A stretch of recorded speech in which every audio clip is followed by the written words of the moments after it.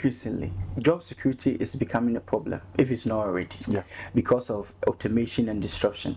How can an entry-level employee become a rise through the rank to become somebody in life?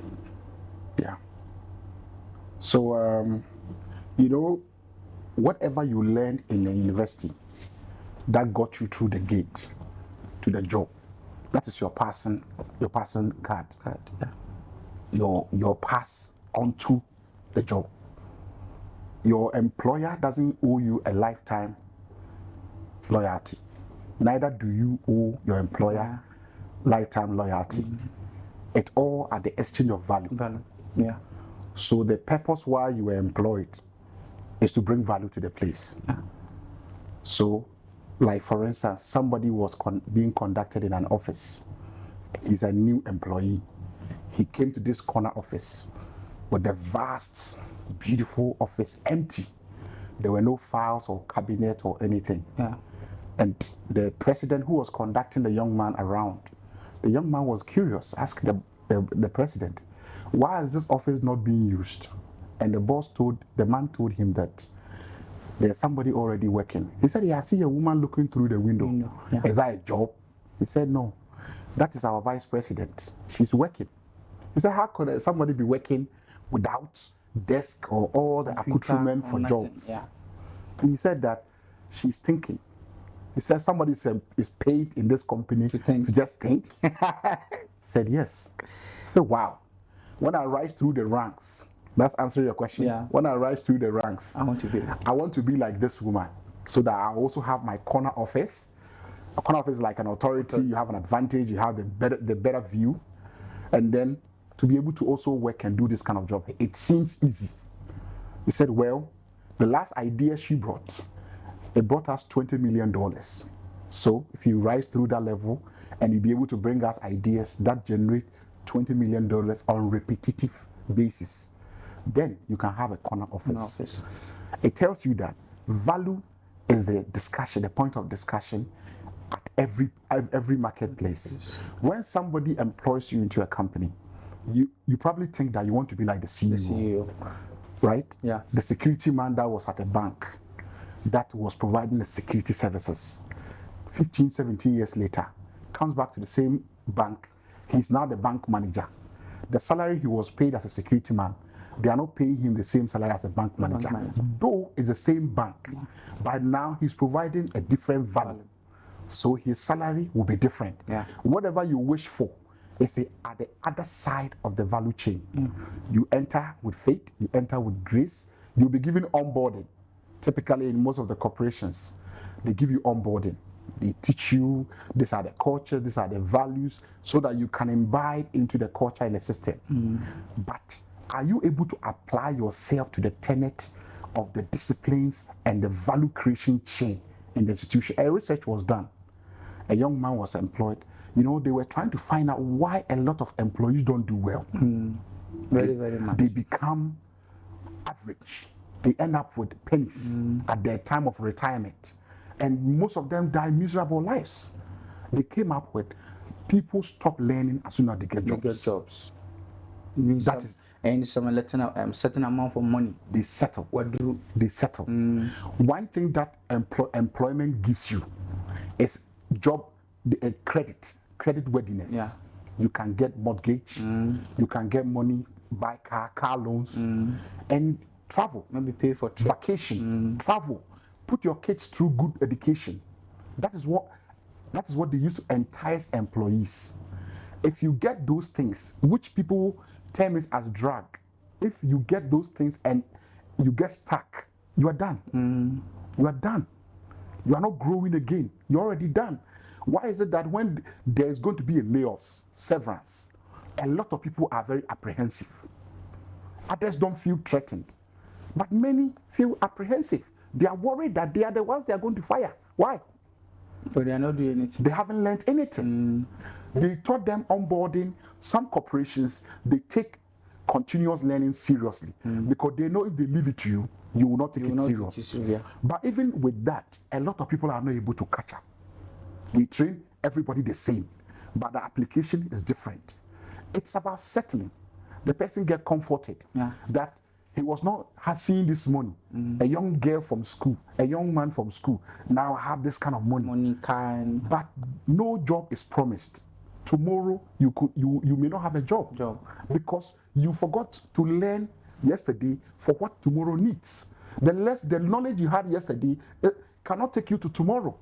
What we knew yesterday is no more relevant today. So when you are in a job, you learn as if you don't have a job. That is how you increase your value. Secondly, you invest no matter what you are given as remuneration, compensation, whatever. Somebody will say that I'm being given this lousy amount. I will just goof around and perform a lousy job. He will come late. He will go and eat lunch for 2 hours. He will goof around. He will close early. He's the first to leave the office. He talks and wastes time deliberately because he thinks his salary is not enough. You know, in corporate world, we call something ladder payment. Ladder steps from the bottom to the top. Nobody climbs from the top to the bottom. Have you seen anybody climbing a ladder? Unless he's descending. Your ascension always starts from the bottom. But it is not a place of destination. It's a journey. If you start with the entry level, you increase value, level 2, level 3. Nobody pays you. Then when you get to level 4, they'll pay you level 1, level 1 salary. Because they know other companies are chasing you. Right. So the second thing you have to think about is that you have to increase your value and know that the ladder system that is there, it responds only to value. You're going to rise little by little, but it compounds on you. You see the guy who comes early, the guy who puts in more work, and he's not looking at the amount of salary he's giving. The guy who is interested in making sure that whatever it is that is required of him, like the research I was telling you about earlier, that research was trying to find out why people don't do well as employees. When somebody employs you, they settle. So the guy who goes to the boss and asks him, what do I need to do to make sure I come tops in this organization? And many people are willing to teach you. But if you don't ask, they will let you go through the system. Even sometimes the system has already set it there for you to grow yourself. Exactly. They have everything you can learn from. But those who seek will find it. Those who knock, it will open. Those who ask, they will find the answers. You come, they give you the training. You see a boss you really like. I'm going to tell you a story. You see a boss you really like, you ask him. That is the research. They said, the one who asks, what do I need to do to make sure I come top in this organization? The person will tell you the books to read, who to look out for, who to watch, who to follow as a mentee in the company. In the company, your level manager. You are not going to meet that boss every time, because the choco, the mechanics, and then the brains. The mechanics don't always get a chance with the brains. So the people who are the brains, they don't meet all the mechanics guy frequently. So the person you have access to is your level manager, the person in your category. So your level manager knows more than you. He's been in the system more than you. Your first question is to go and ask him, after the training, what do I need to do? What course do I need to take? What is it that this company is looking for? Where is the company going? What is the company's plan? They'll give you vision and mission, but the strategy is with the boss. So if you get a job, you are not going to sleep. You don't settle. So you don't sit down. You have a mentor. That is why the government system, the government employees, excuse my language, not just here, a lot of the places that you travel to, government employees, I mean, when the system is working, that's different. But in most part of the third world, the government employees don't perform. They don't deliver. They don't deliver value. And the government spend money, chunk of money on the government employees, but they don't deliver any value to the public, because the learning curve stops. You just take your bag, go to work, go and enter keys, and then come home. Every time you want to get off. Every time you want to get off. But the people who are high performers, they are thinking of how to get on. More action. They go home, they don't sleep. Because you think your job is automated, you are data entry worker. So you don't want to learn anything. Once they give you the data sheet, you will just enter back. You just enter back. That is why automation is replacing a lot of jobs. factory works, packing, numbering, all these repetitive jobs. Now some robots can do surgery. So if you don't have something specifically unique and you cannot do more and bring more value, very much, then when there's going to be severance, when there's going to be layoffs, you are the target. Yeah. I was asking you a question earlier. When the bank cleansing came, the cleanup came, I know some bank managers, level managers, branch, they were doing very well. But as soon as they were laid off, some of them started roasting, doing kebab, domedo. Yeah. That kind of sudden fall, it doesn't just happen overnight. But some too went to different banking. Some people were literally lifted to another, before they land on the ground. They could easily get themselves in other places. They've been learning. Yes. You have to prepare for the fall. Don't get 5 years from Afajato that you're falling off the cliffs. Before now, you remember that you should have prepared yourself. It will be too late. That is the problem. Don't try to think that you have arrived. You know, in Yoruba have a proverb. It's a limamu nibada, agbele masalachi lego. Whenever you get employment and you think you are something, maybe you should go to the high-end people's company and see the possibility, see what is possible. The learning is what promises the future that it will be brighter. The job security you are thinking today, it won't be there tomorrow. Even your boss, his job is threatened if he doesn't learn. So it is not something that you can just make, and it's not just favors. Why don't we go and take our parents to come and run our company? Or even come and work for us as employees. They don't have the value we are looking for. We love them. Our senior brothers, our uncles, we love them. We want to have them close to us. We wish they were here because, I don't believe anybody. I believe my family. But the people working for us are not our family. But because they are exchanging value, that is the reason why we love them and we're able to coordinate this match with them. So when it comes to how to increase value and retain and keep growing, that is what you have to think of. I have a question too. Do you think that changing jobs, like maybe I'm in a law firm right now, can I go to oil firm or somewhere? It will help somebody's experience. Like staying in one job will help you, or you have to go to that same job or changing it. Because I saw a video that a man said that he and his wife, if you remember, wife, the wife keep changing her jobs, and it make her go up. She rose faster. Does it help people, or you can stay in the same job and help you? Did you know how Christopher Columbus discovered US, the land, the Americas? No, I don't know.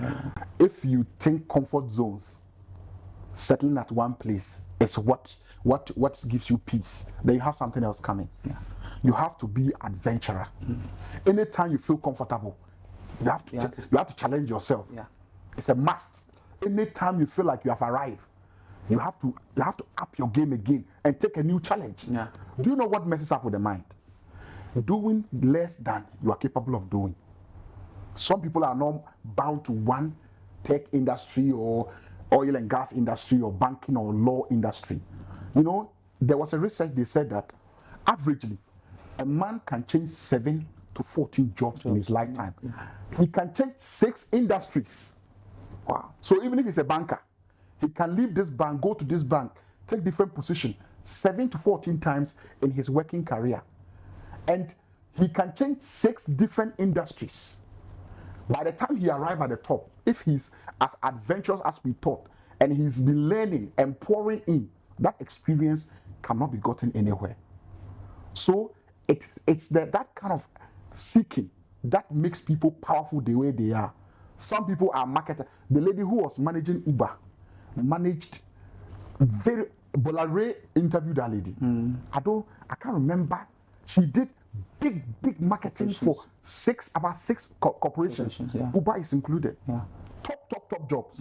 She changed industry. She switched industry like that. So she was good. Put herself in when challenge. the interview where she said that to her, she doesn't really see the boundaries, whether it is FMCG or whatever. Every industry she enters, she feels in the same commitment. It is about people having to sell value to the people. So if somebody is changing industry, if he can drive value, he can easily switch anytime. And I don't think anybody should settle in one industry till the end of their lives. People should actually take adventure. They should challenge themselves to find out what is in the other places. A lot of people are afraid. I think that's the problem. Say to change. Maybe he's doing well in this firm. He think if you go to this firm, there will be more challenge there, and then maybe mostly he will slide and then it won't go anywhere. How can you grow beyond your fear? I know maybe you have learned something. How can you grow? I know you have said adventure. You have seek those. People are very, very afraid in this country to take different actions to change. Maybe change community. Take you from here to maybe Rwanda. Congo. How can they grow above their fear? So fear is because of lack of learning. What you don't know scares you. Behind this wall, what is there? That is there. Will Smith said that when he did the Burj Khalifa stunt, the night before he was sweating to his pants whether he should do it. But when he rose up, they dropped him on the Burj Khalifa, the pinnacle point. He said he was wondering why he was worried the night before. That everything that you want is at the other side of fear. Yeah. Are you getting it? Yeah. So if a man is afraid, he wants safety and comfort. Or the other guy is not afraid, he wants security, he wants service and adventure. The one who wants safety and comfort, he can huddle in the corner. We will bring him food 3 times a day, put blanket on him. We will not let anything happen to him. And he lived to be 100 years. And say, what a life. 100 years, no adventure. Safe and security? No. You want service and adventure. You want to find out what is possible, what is there. The life at the other side. What other people enjoy in the 1%. Why do they drive those cars they drive? I mean, apart from political money, people have built value and reputation. Can't do away with them. Some are dead, some are alive. We have good example of people who are doing so well. Why is it that when we meet rich people, we are trying to beg them for money? Ask him how you can also fish. Yeah. We are all one great idea. We have one great idea away from becoming very, very big and successful in life. Yeah. But if you don't go and find out, if you are not learning, if you are not seeking, you will never know. If you think of security, as it were, that causes some of the disease of attitude. It makes you cynical, it makes you pessimistic. Everything you don't believe, everything you doubt, everything you fear. There was a research that was done on fear. They said fear is a stronghold. When you fear continuously, you are afraid your children will not do well. You fear your finances will not be well. You are afraid your marriage will break. You are afraid if you even take a course, what will it amount to? What use? This kind of fear accumulates and it compounds. When it compounds, then it becomes a stronghold. You become a terrified person. Yeah. With that kind of fear, you cannot attempt anything. Everything you are shaking. But they say if you confront your fear, you remove the layers by layers by layers. When you get to the middle of your fear, you realize it's empty. You thought something was there. There's nothing. It was just covered on it. It is layers. The things that childhood trauma, the upbringing, you came from a humble home that they didn't really see money. What will be your inspiration to start a business? It's going to be difficult. That is why we tell people they have to drop their idiosyncrasies. Everything that is a dogma, everything that holds you. If your father never started a business, the high probability is that you will follow your father's suit. There was a research that was done on psychology. Many people are afraid to make money more than their fathers, especially women. That ladies, they look up to their dad so much that they are not able to, they feel guilty if they have to make money more than their father. That's also bad. You have to unlearn. You have to relearn. You have to learn. It's a cycle, and nobody gets out of it. At the end of the day, if you are not learning, the guy in China, the guy in Japan, I showed you a video of the kids. Yeah. If we sit in Ghana, we are complaining about unemployment. We are dancing. Because we are producing people who are seeking jobs. Why are we not running entrepreneurship courses in the universities? There are industry captains. We have AGI, Association of Ghana Industries, captains who have done well. Why are we not recruiting them to teach in the universities? We are teaching all sorts of humanities, which is already producing 40 to 50,000 graduates every year. Who is going to employ them? We should teach people how to create their own job and employ 1 or 2 people. It's true. That is how this economy can grow. If you ask me the question about how these industries that we are talking about, the fear can go away, it is by making sure that people are not terrified that when they finish school they will get a job. Yeah. Because they are the one going to create the job. Yeah. Nobody is going to give it. Yeah. Nobody gives you handouts. Yeah. Look at the courage of people who start jobs. Because they deal with all the things. Even now, most of the company owners don't want to run it. They want to have a CEO. They want to have it. So if you don't have this tenacity to take good action, bold steps, how are you going to? I mean, courage and fearlessness is one of the strong tenets of doing well. Yeah. When they talk about self-discipline and everything, a man who cannot take action. You see, don't let learning lead to accumulation of knowledge. Let learning lead to action. Don't learn 3,000 things before you take action. The little knowledge you can start when you start. You don't have to see the end game, but have the resource purview in your mind. That is what pulls you. The goal, the beauty, the promise, the price, the reward. That is what pulls you towards doing. But don't be a knowledgeable guy who doesn't act. Yeah. So fear cannot be quenched with just piling of knowledge. You can read 10,000 books. If you don't act on the idea that is propound, you are wasting your time. Yeah. So everybody who thinks that, maybe, let me tell you, the reason why a lot of people don't venture into entrepreneurship, it's because of fear, security. Yeah. Every month, whether they perform or not, they pay them salary. Yeah. Entrepreneurship is not like that. If you goof, it will show. It will show in the bank balance. It will show in your company's retrogression. Yeah. So it is always that thing that people will choose the ease. I'm not saying employment is a bad thing. Look, I can never dream that everybody will open a business. Never. But there are also people who are not supposed to be employees. The punks are in their heart. God is pumping it into their heart. They know and they are gifted. Why don't you bring that talent and that fire and steel to the marketplace and come and serve a lot of people? Enlighten self-interest. When you think of self-care, the Bible says that unless a seed, a grain of wheat falls to the ground and die, it abides by itself. If you are an employee and you are not even delivering so much value to your boss, you are killing yourself without knowing. You are not doing him. You see, a bafine so Senator. Are you getting what I'm trying to say? So back to my topic about how the employee can rise, enlighten self-interest. Don't come to anybody's company with that mindset. You are serving him. You are serving him. You are serving yourself. The training they are giving you, the opportunity they are giving you, they are paying you salary. They are training you. You are not doing him a favor. No. Neither is he doing you a favor. You are exchanging value. At the end of the day, you pay you. But your value should be appreciated. Yeah.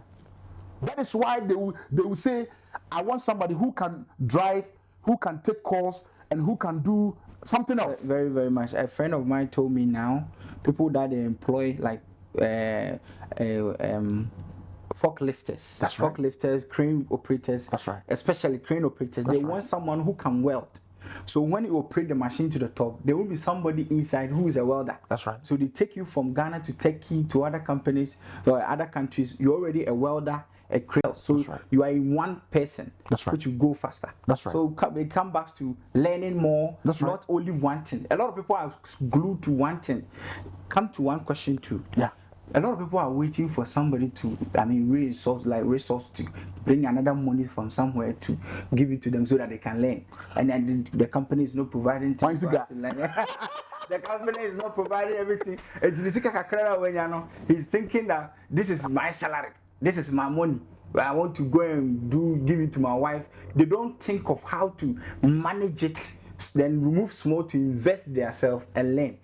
How can somebody break this, maybe a salary 100,000, 10,000, break it into pieces and invest in himself, not wait for a company to help him? The people who are entitled, they have life easy. Some went to best schools, they had good life.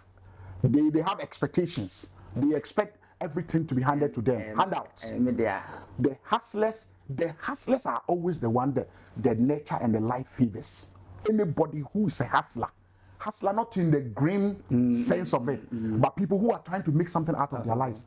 You see, Hasty and Fear and Anger had a meeting and said that this guy say he's going to do this thing or he will die. Say we should as well just let him have it. That's what it is. Until they can say Obi Ntijaya. Not just in the sense of gidi, but Oteto from 7 times. Sorry, 8. Are you getting what I'm saying? And Abrabono, it is not easy. This life is not easy. Who have enough to come and give to you? Grace gift. Yeah. People say who want to help you when they see you and they see a sense of eagerness, preparedness, not even money. People don't get it. What drives the world is ideas. Money doesn't drive the world. Right. Ideas. Elon Musk want to colonize the Mars. It's an idea. The United States of America. It's an idea. It's a hope. It's a dream. The Ghana beyond aid. It's an idea. 24-hour economy. It's an idea. It's a hope. They are selling us an idea. A better Ghana. A Ghana that everybody will have a level playing field to take charge of the advantage or to pounce on the advantage, the opportunities that are available. It's an idea. So what idea are you selling yourself? Who do you think has finished his course to come and help you? Everybody who you think has succeeded is also looking for more. It's looking for, say Obia was the master, Canada Japan was the master. Everybody you think is successful. And he's also looking because there's more. Any success you have, there's more. If you think I am successful, I don't see it because there's more. If you think Ibrahim Mama, look at the guy, the deals he's signing. You would have said he won't relax. Dangote said he worked 16 hours a day. Dangote, he worked Monday to Friday, 16 hours. He doesn't work on Saturdays and Sundays. And that on David Robinstein's interview, he said that he has 15 to 20 years more active work to do. The guy, look at the guy. Some people want to retire 20. Exactly. That is the point. They said make rest a necessity, not a destination. Don't make it like a condition. Yeah. So you don't rest because you are earning a good salary, and then you think you are safe. Some people think they've saved 300,000. No. Look at the depreciation we have suffered in these last 4 years. What will 300,000 do for you? Nothing. You have to continuously increase value. Not about money, but become valuable. Whatever you were doing, some of the cleaning we were charging 500. Today we start 2,000. Value has appreciated. So whoever want to start something, he will start. You see, I was telling somebody this. We don't just go and motivate somebody who's not ready. This our podcast is not a motivation. It is helping people to decide. When a man decides, you can motivate him. But if his head is not decided, a man who is fuzzy, skimpy, he's going here, he's vacillating between ideas. When you motivate that guy, you have wasted your time. Very much. Somebody said, and excuse my language, when you motivate an idiot, he becomes a motivated idiot. Because what is inside of him is idiocy. Yeah. Are you getting the point? Yeah. So nobody will really come and take money from somewhere. That Howard Mills said that he has never seen God come and sit in a chair in a white apparel and tell him to go and do ABCD. Yeah. But he always inspired him through his mind and his meditation. That is how he's able to do the great things he has done. So when an idea strikes in your head, God is showing you a preview. Why is he not showing it to Muslims? And he's showing it to you. Why is he not showing it to me and he's showing it to you? It means that before you were formed like Jeremiah, he knew you and he has already ordained you a prophet. But the workings of that is your responsibility. One person is also required. Exactly. So what I can say, because life, I was asking somebody this question. She came to me to ask me, Ghana is hard, Ghana is like that. Or complain, I'm saying. So right now, if you think luck will find you unprepared, right? Look at the population of Ghana. Look at the number of youth we have in Ghana now. Do you think an opportunity will just fall from the sky and come and fall on your laps among everybody, including myself, looking for the opportunity? She said no. I said, you have to go and chase the opportunity. There's no door, make a door. And when you say this, somebody think it is just sweet talk. No. Nobody had it easy. Even this one, there's no sweet anything. There is even a research. Let me give you a research. They said that majority of the wealth that we have, wealthy people we have today, Most of them are first generation wealthy people. They made the money themselves. The inheritance, people who inherited it, most of them squandered it because they've not learned how to manage the money. You cannot rise above the level of your thinking. The mindset you have in your mind is the level of the money and the wealth you can control. When they hand over 20 million to you as an inheritance, it's bequeathed to you, and you have not prepared your mind how to multiply the money. That money will finish. You have to. So a lot of the people who inherited money, they became squalor. They finished the money and became puppet. They say hard life create easy life, and easy life create weak. That's the cycle. It come back to the same. Exactly. Are you getting the point? So it is not that those people who had it easy. That is why the biography of people who have made it is important. You need to know. If you don't go to church, you go to the seminar, you don't read the books. The right book you read can save you 5 years of error, because people have written how they face challenges, the pitfalls, the warnings, so that you don't make the same mistake. Why do you want to prove a point by going 5 years to waste your time and make a mistake? Because you are not learning. You cannot break that gap. If you are learning, you can create a bridge. But if you are not learning, you create a gulf. Are you getting what I'm saying? Yes. And learning makes change easy. You become like a willow. You can adapt anywhere. Exactly. You know, people who don't learn, they have this stiff mindset. They are like, they don't want to unlearn anything. And I like when you said it is in the government places, but exactly, this is what we do. Exactly. We don't change it. 70 years. Old age. Then they give them fridge. At the retirement, and with all due respect, at the retirement they give them fridge. Because 40 years they were stuck with one idea. They couldn't change. You become malleable. You become like a willow. You become like a lynx. You bend, you sway, you adapt, you learn, you have a bring it on attitude. Once you have that kind of mindset, always ready, you are better than the guy who is like an oak tree standing in a storm, that the wind is blowing them, it will tear their limbs. They are the ones who are afraid. How am I going to survive after retirement? They are the ones who are afraid. But the one who swayed, who flared, learned, adopt new knowledge. In Uganda, or there's a president who said that I'm always a fool, I'm always a smart man. I think you know that president. A friend Yoweri Museveni. Yeah. Same thing. He's like that. So that everybody can always mingle with you. So that in the end, you can be a better husband, a better wife, you can be a better mother, a better father, you can be a better citizen, a better son and daughter to your parent, a better sibling to your brothers and your sisters, a better citizen, to be able to contribute something meaningful to the country. A country that is not learning is not going anywhere. This country will be shouting about sanitation and neatness and cleanness and hygiene. We don't learn anything. We don't learn anything. We have not learned anything. We go to Rwanda to go and study how they did it. They acted. They implemented the law. They enforced it. Action is more important than an idea. You can have a lofty novelty in your mind. It will end up on the shelves. Mas Moreau said it. Yes. There are a lot of ideas in the cemetery. Kofi Kinata. I see here is full of unfulfilled dreams. Unfulfilled dreams, yeah. I see it. It's full of unfulfilled dreams. Ochina me simi dan. Maybe I can also postponing. Ochina me simi dan. Postponing. So fear to act comes from not knowing, not unlearning, reinventing, not self-discovering. That is what I think. Why are we on this podcast and trying to encourage the youth? We come from a humble family. Our father never started a business. Yes, never. We started selling cocoa when we were way younger. Our mother exposed us to trading early. Our father was training us in the farm about resilience and hard work. And our mother would send us to go and sell cocoa in the market. It has integrated into us that anywhere you throw us a lemon, we'll bring a lemonade. Now we are not afraid of anything. How could you do a business when your father was a farmer? You probably end up a farmer. It's not possible. That is the question.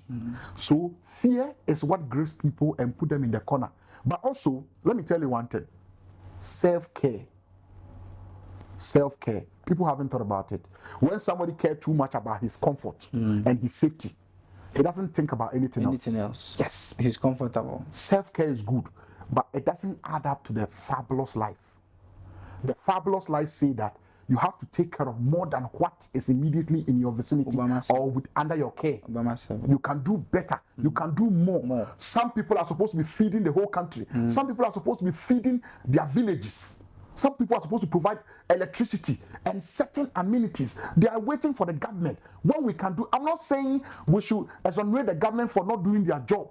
But when we can do it, I mean, look, Despite built 37, a part of 37, and police station donate blood. It has taken the pressure. If the government hasn't done it at the point, the person comes to do it and it saves the country. Even people are the one who help the Bato people to solve. Exactly. Look at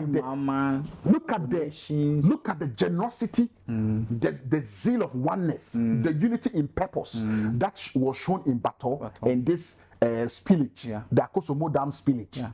What if they don't have money? What if they were not enterprising? What if they were not productive? A country of squalor and poverty and hunger and hardship. When there's a disaster, they just look. They just look. What can they help with? They probably help with prayer and salah. But how can they solve a problem? We are looking for substance. So many of these things, sometimes self-care, being too careful, not to suffer. Because when you are going, you don't know something that you are not used to. You know, it's very difficult that the automatic things that our body can do, our mind is accustomed to the habit that we have formed, the habit of having a regular job. If you think of the disruption that it will cost you, sometimes you won't attempt. No attempt. Don't leave your job because you have heard my tape and just go and say you are going to start a job. Have a better plan. Put a plan in motion. I always tell people, start your side hustle. You can start whilst working. Start your side hustle. When you close from 5 p.m. People close from 5 p.m., get home 7:30, they watch TV to 11. I'm not saying don't watch TV, but have you ever seen people watching TV? They brought them a trophy? No. They brought them check? Candle. It's the card. So you have to know what is a priority. That would TV take you to your goal? No. Would TV change your bank balance? Would TV change your health? Would TV work out your finances, your marriage, your child education? If TV will not help you, then TV is not your solution. When you go home, will you start the personal development? Can you start reading one book? Read one book. If you improve 1% a day in a whole year, you have improved 37%. 37% improvement of last year is way more than you need for a year. Improvement. Little improvement is better than. How does water move? Slow. Silently. Fire is very noisy. You know, you tell everybody you work in this ministry. It's okay, it's nice, it's admirable. What next? The question is always about what next. Are you able to improve, reinvent yourself and change? If tomorrow the ministry is not there, now that they are merging and they are cutting and they are removing, are you the one who will suffer? You're probably going to go home because you provide a value that is less. If a security man comes back to the bank and he's not earning the security man's salary and he's earning a bank manager's salary because he's providing a better value. So you take up the hustle early. If a guy understands this 15 years, our daughters will have advantage of this. If they understand this 15 years, by 40 they'll be millionaires. They will be millionaires because you start early, get a mentor from 15 to 20 to 15 to 30 years. You have a mentor that you admire. You are serving under them, learning every rudimentary skill. They are the best in their industry. You become the top notch. By 30, 31, you are off to work. You start working seriously. By the time you are 50, 55, you are preparing for a legacy. You are training other people to take advantage and come back on board that know that whatever you learn that you were best at, other people are also going to carry it on. If you're thinking of being selfish, let me give you one last analogy. Okay, parenthesis, okay? A farmer whose seeds are very good, quality goods, every year when they conduct a research, he is the one who wins. It's a no-brainer. The whole of Accra, he's the best seed grower. Then, one day, it caught the attention of the TV crew. They come to his house and they're trying to interview him. And they found out that he actually gives some of the seed to other farmers. And out of curiosity, they ask him, why would you give your seed to other people, which is the top quality seed? Don't you know they will come and compete with you? And the farmer told them that, don't you know that if their seed is bad and mine is good, the wind is going to carry the flower from their farm to mine and cross-pollinate, and it will destroy my quality seed. Yeah. Whatever you think you are trying to save yourself from, the society that you neglected to take care of, your friend that you neglected to help, whatever you were supposed to show, the human virtue that you refused to show, that person is going to be less because he didn't get the help. Sometimes just a little kind words is what we need. Encouragement is what we need. We don't have to be like the crab who want to be first on top. We pull everybody up. You say when you hold money, you're poor. When you get to the top, you throw the ladder down, other people climb up. Because what happens is that if you want to keep your seed to yourself and keep growing it, the event and the environment that we are around, we are social entity, we are social animals. Everything we do is interconnected. That is why we go on social media. We are interested to see other people doing well. In the mix of all of that, there's malevolence and evil and jealousy. But continue doing your good, spread your good seed. Other than that, the other seed growers will become so corrupted and they will choke your good seed. That is what we find ourselves in a situation like this. So the fear, the self-care, people caring about themselves too much is what we need to do away with by these simple principles. And then I'm sure everything will turn out well. Thank you very much. Obama said, I'm adding to your topic, he said that the only way for you to be powerful is when you start serving people. Exactly. You start to know that now where I reach now, I have to extend my hands to a lot of people and to help. And even that one, it helps you to get confidence that no, I need to do more and get to more people. And it makes me rest in the future, because if we have all level-headed people around you, definitely whilst you are helping them, that too will help you to go so that you keep bringing them up. So I think what you say, my management principle in life is that I don't want to be a leader of followers. I want to be a leader of leaders. That's why this podcast. Everybody is a leader, and then you have your leader. It makes the work easy. The chokehold is less. The mechanics is less. Everybody's at a thinking level. When an idea is propounded, everybody picks it up. So it is your job to make sure everybody around you gets it. Anybody who's interested in getting it will get it.